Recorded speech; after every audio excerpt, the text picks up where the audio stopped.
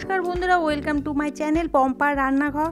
বন্ধুরা, শীতকালে মানে পায়েস পিঠে পুলির সময়। তো আমি আজকে আপনাদের সামনে মালপোয়া রেসিপিটা শেয়ার করব। আপনারা প্রত্যেকে হয়তো বাড়িতে মালপোয়া বানান, কিন্তু আমি আজকে আপনাদের সাথে শেয়ার করব কি পদ্ধতিতে, মানে কি সিক্রেট পদ্ধতি ব্যবহার করলে আপনাদের মালপোয়াটা খুব নরম তুলতুল হবে, দারুণ স্বাদের হবে। তো বন্ধুরা, পুরো ভিডিওটা প্লিজ দেখুন, একটাও স্টেপ আপনারা মিস করবেন না, তাহলে কিন্তু বুঝতে পারবেন না আমি কোনটা কত পরিমাণে কি দিয়েছি।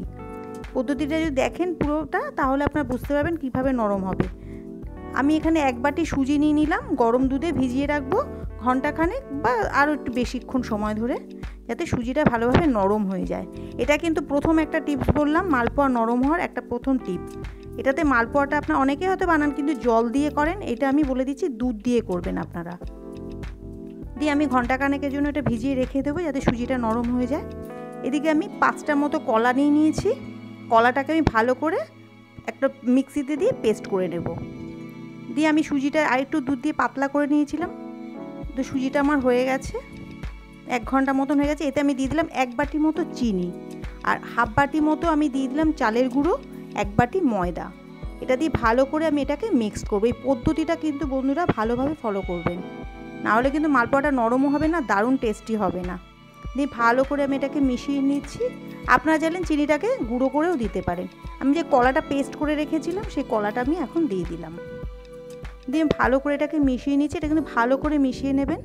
দেখুন এরকম থিকনেসই আসবে। দিয়ে দিলাম মৌরিটা কিন্তু অবশ্যই দেবেন, মৌরিটা না দিলে ভালো লাগবে না। আর মালপোয়াতে মৌরিটা সবাই দেয়, সেটা আপনারা জানেনই।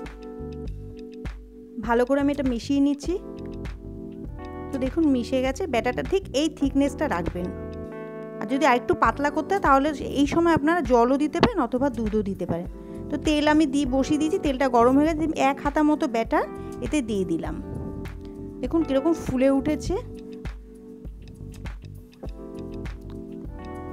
একদম সময় লাগবে না খুব, তাতে মালপোয়া তো খুব সহজ পদ্ধতিতে হয়ে যায়। ফ্লেমটাকে হাইতেই রেখে দেবেন। তো দেখুন বন্ধুরা, মালপোয়া একটা ভাজা হয়ে গেল, খুব সুন্দর ফুলে উঠেছে, দেখেই বুঝতে পাচ্ছেন। দিয়ে আমি আর 1 হাতা দিয়ে আর একটা করছি। আপনারা যদি এটাকে রসের মালপোয়া করতে চান তাহলে পাশে আপনারা রস করে নেবেন, চিনির রস করে নেবেন। 1 কাপ যদি চিনি দেন তাহলে 2 কাপ জল দেবেন, দিয়ে পাতলা রস করে এই ঠিক ভাজা অবস্থাটা তুলে রসে চুবিয়ে দেবেন। তো আমি রসের মালপোয়া করছি না, ভাজা মালপোয়া করছি। তো আপনারা যদি রসে করতে চান সেটাও করতে পারেন। দেখুন বন্ধুরা, দেখেই বুঝতে পাচ্ছেন কতটা নরম হয়েছে মালপোয়াটা। ভেতরটা দেখুন পুরো ফাঁপা হয়েছে, ভীষণ নরম। আপনারা যদি 4-5 দিন এটা রেখেও দেন একদম অ্যাজ ইট ইজ নরম থেকে যাবে। তো দেখুন তৈরি হয়ে গেল বন্ধুরা। বাড়িতে কিন্তু অবশ্যই এই পদ্ধতিতে একবার মালপোয়াটা করে দেখবেন। যদি ভালো লাগে থাকে তাহলে আমাকে একটা লাইক করবেন, কমেন্ট করে জানাবেন। আর বন্ধুরা, আমার চ্যানেলটিকে সাবস্ক্রাইব করে আমার পাশে থাকবেন। ভালো থাকবেন, সুস্থ থাকবেন। আমি ফিরে আসবো আবার অন্য কোনো রেসিপি নিয়ে। নমস্কার।